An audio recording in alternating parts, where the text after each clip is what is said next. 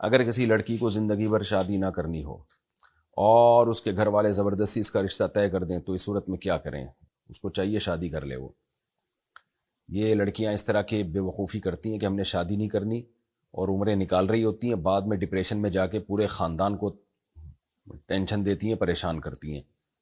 تو یہ حماقت ہوتی ہے. اس لیے ماں باپ کو فکر ہوتی ہے، پھر وہ زبردستی شادی کرتے ہیں.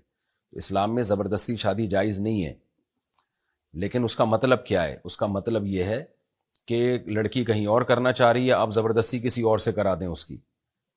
تو یہ مطلب ہے زبردستی جائز نہیں ہے. لیکن وہ کر ہی نہیں رہی کہ میں نے کرنی نہیں ہے یا 10 سال بعد کرنی ہے، تو ماں باپ کو تو پتہ ہے کہ کل کیا ہوگا، اس کا بیڑا غرق ہو جائے گا اس کا.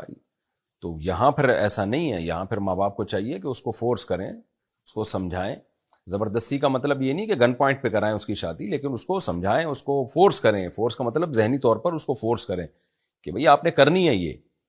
کیونکہ یہ اگر نہیں ہوتا تو کل مسائل انہی کے لیے، ماں باپ کے لیے بھی بنے گی اور خاندان کے لیے بھی بنے گی، مسئلہ بنے گی. ڈپریشن میں جائے گی، اسٹریس میں جائے گی، اور پھر کہے گی کہ میری شادی کرا دو، کوئی رشتہ ہی نہیں آئے گا ڈھنگ کا.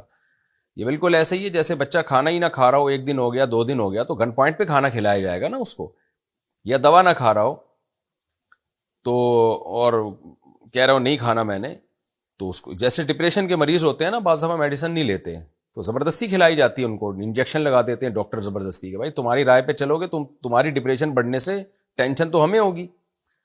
تو بالکل جو ڈپریشن اور اسٹریس کے مریضوں کے ساتھ کیا جاتا ہے کہ ان کو زبردستی دوا پلائی جاتی ہے.